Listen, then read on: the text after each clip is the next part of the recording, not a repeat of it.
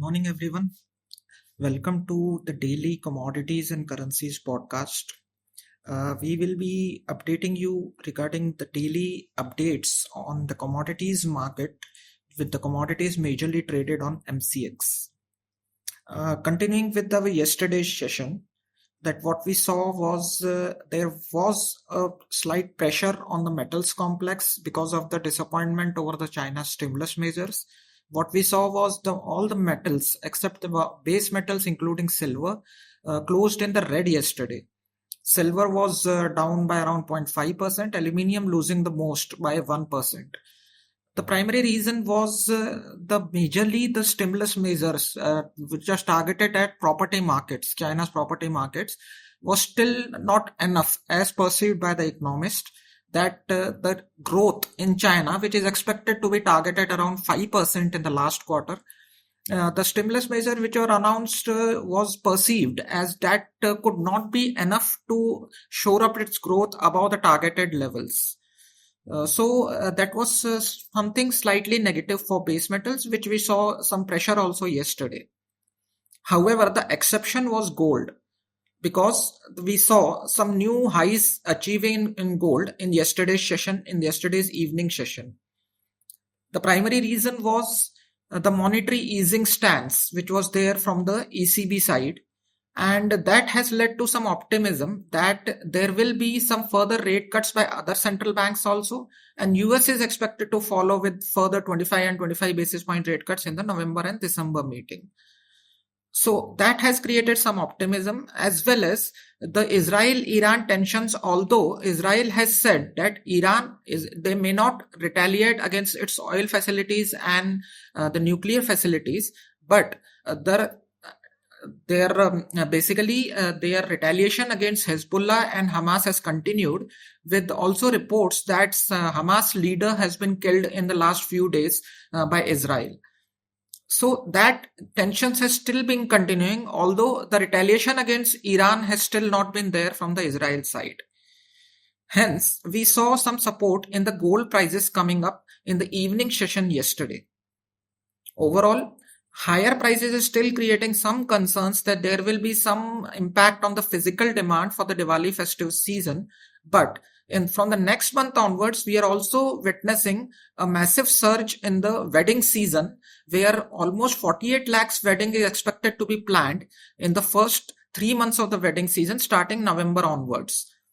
So that is also creating overall some retail demand in the local markets, where we have also seen that gold prices surpassed 78,000 levels in last few days in the local markets of Hyderabad, Delhi and Mumbai. Now, moving ahead, what we can expect for the weekend or for the last day of the week. Moving ahead with the technical levels, as well as with the energy complex also. What we have seen, energy and that crude oil prices was slightly higher because of the stockpiles data which was released from the US side. There was seen some stockpile draws. Prices are still heading towards the biggest weekly loss in the month, and there is a surplus situation persisting in the crude oil markets.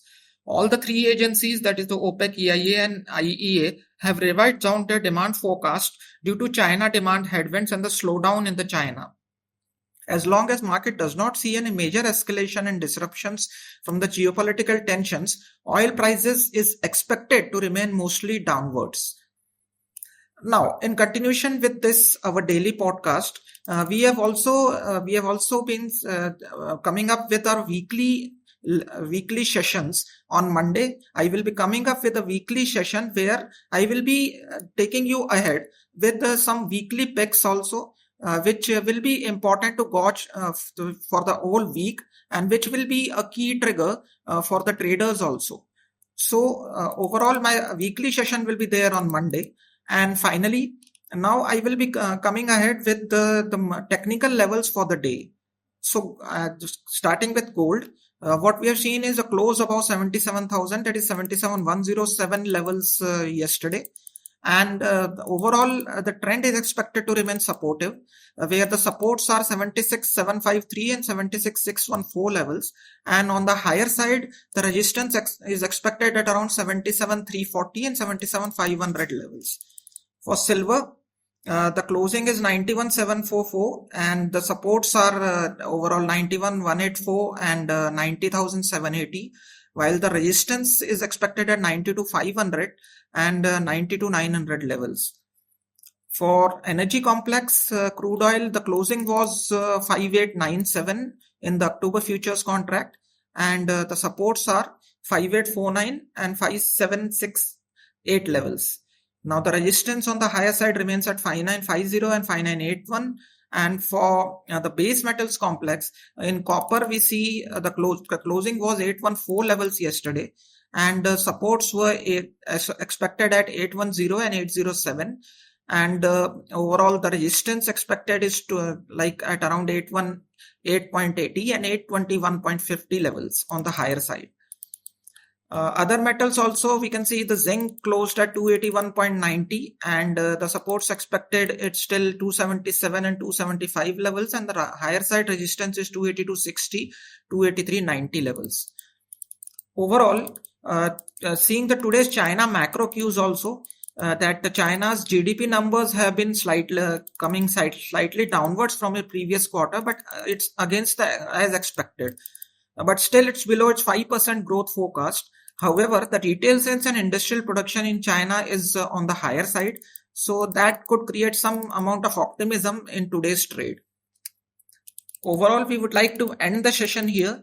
But overall, as I said, in the next week, I will be coming up with a weekly live session on Monday, where I will be guiding you on the fundamentals for the whole week, as well as we also have lined up our evening live Zoom session, where we will be taking ahead queries from the clients on their existing positions. So thank you very much and have a successful trading day.